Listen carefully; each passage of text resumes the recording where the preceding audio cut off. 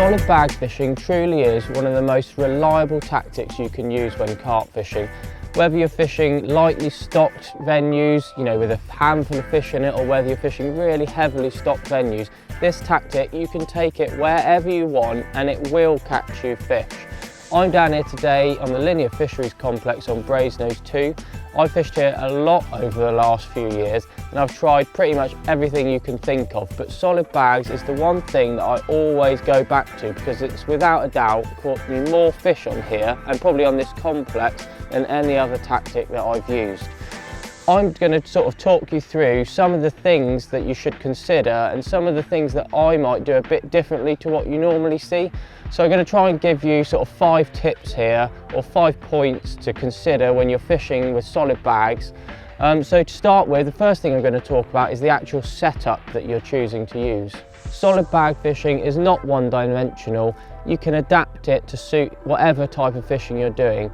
So what I mean by this is you need to consider how far out you're going to be fishing and also the lake bed you're going to be fishing over. Also, whether you want the lead to drop or not, and all of that basically will come down to the fishery rules. So for me today, I'm fishing just over 100 yards out, which is a fair way. So I'm using a square lead, which I believe is the best lead shape you can use for when you're trying to achieve longer distances.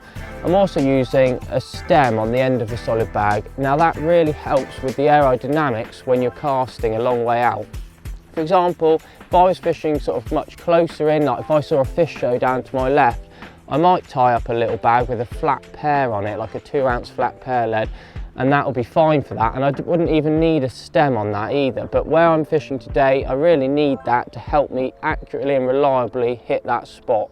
So once you've considered all that, the next thing to think about is the actual bait you're going to be using. Now this means the bait on the hook, but also the bag mix you're going to be using. So for me, again, like I said earlier, I'm fishing about 100 yards out, which is a long way, so I really need that bag to be compact and aerodynamic. So for me, what that means is really fine pellets that I can really compact and get a really solid bag there, and that will fly out through any crosswinds or anything to make sure I get that bait onto the spot reliably.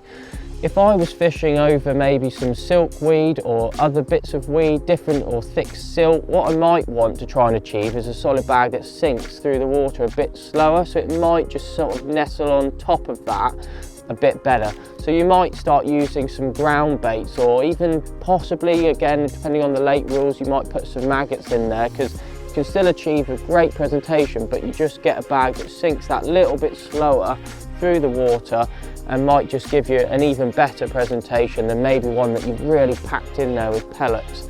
So again, that for me is what you really need to consider. In terms of hook baits, I always favour something small and something balanced. So that could be, it's very difficult for me to say exactly what, but basically whatever you want, it's always down to personal preference, hook bait choice. So for me, I also like it to be really bright. So I'll typically use a little tiny 10mm yellow pop-up or white, or even a grain of fake corn or grain of fake maize, but I tend to only use a single grain. So keep everything really small, because I think when those fish find that little bag, they just hoover the whole lot up, so you don't want anything big there that they might be a bit suspicious about. So they're the bait considerations you need to make. Next, I'm going to talk to you about the actual PVA bags themselves, because I think I do something a bit differently to what you might have seen normally, because I tend to use really long PVA bags. I just think they're really versatile, and I'll talk you through that now. So when you're tying up a bag, most of them will come as a standard size, and you can make the bag, and if you really need to, sometimes you might have heard about people doubling bags up. So if you're fishing in really deep water, it means that it's not going to dissolve before it actually hits the bottom. So you've in fact got 2 layers of PVA there. The bags that I choose to use mean I don't need to double it up, I can actually fold it back on itself. So if you get the amount of pellets right in the bag, you've always got enough to create the same effect as doubling it up basically. So the bags I use are the long bags. What it also means is this will be really versatile for whatever type of fishing you're doing.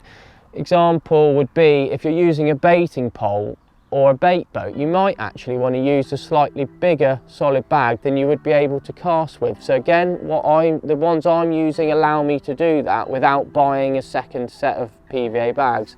So I think it's just something a little bit different to what most people do or what you've seen, but I really think it can add that extra sort of benefit to your fishing, and it will allow you to match the solid bag to whatever conditions, whether you have a really deep lake, really shallow lake, or if you're using a bait boat, or if you're using a baiting pole, or you're simply casting. So I think something to really consider is the actual type of PVA bags you're using. The next thing for me is about boosting those bags. Typically, this means the addition of oils, liquid attractants, flavours, and even what I consider would be boosting it would be adding something different, like maybe a few maggots or a bit of colour, a bit of ground bait, a few crushed up boilies, or even what I've done before is a little pinch of like a spod cloudy mix, because that often sends particles up and down in the water column, and it's just a way of boosting a solid PVA bag, boosting it away from a standard pellet mix bag basically.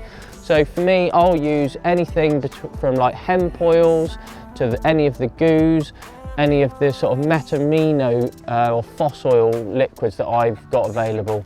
So I'll use a needle, and I'll suck up some of the attractant into the needle, and I'll just simply inject that into the bags.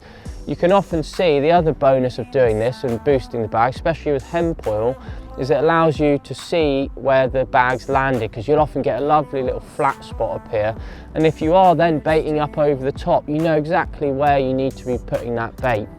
So I think boosting those bags is a really essential sort of tactic when you're using solid bags. And again, what flavours you use, what goos you use, what oils you use will all be personal preference. So what I've told you isn't the be all end all, it's just what I tend to use. So finally, the really important thing to consider is the actual hardware you're using when solid bag fishing. So I'm talking about the line, the rods and the reels you're going to be using. Ultimately, solid bags can end up weighing quite a lot. So when you're using a rod, a 3-pound rod, and you're used to casting 3-ounce leads, what you have to think is you're going to have your 3-ounce lead in the bag, but then you're also going to have an ounce or maybe even 1.5 ounces of pellets there as well. So you end up with actually quite a heavy setup. So for me, using some stronger rods is really important when solid bag fishing. I've actually got the longbow rods today with me, and they're in the 4-pound test curve. Now I know that people might think that sounds really strong, but this means I could use up to a 4-ounce lead in the bag before adding the pellets if I really need to get it a long way out, if I see fish showing 140, 150 yards out into the lake. So having that rod, I don't necessarily need it for everything, but what it does do is allows me to cover all my options if I need to.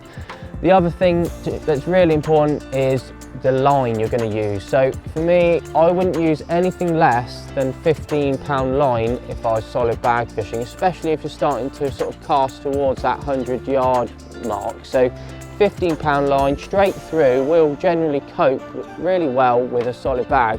I've got a 15-pound sensor on today, fishing at 100 yard, and it's absolutely fine. It's working so well for me. If I was then going to go a bit further again, what I would tend to do is move to this tournament sensor, which is the tournament ST line. I'd use that in a 10 or 12 pound, but that is not going to be strong enough to cast a solid bag. So at that point, I'll need to use a shock leader. So like a J braid in like a 30, 40 pound mark, that will take the shock of the cast and allow you to get that distance. So they're really the key things you need to consider, is the type of and the strength of line you're going to be using, whether or not you need to cast so far that the 15-pound line won't work, then you need to start bringing in your shock leaders and thinner lines, and then really to have a rod that's going to cope with the type of fishing you're doing. So they're my 5 sort of main tips for solid bag fishing. So hopefully you can sort of apply that to your own fishing, and it might help you put an extra fish or two on the bank.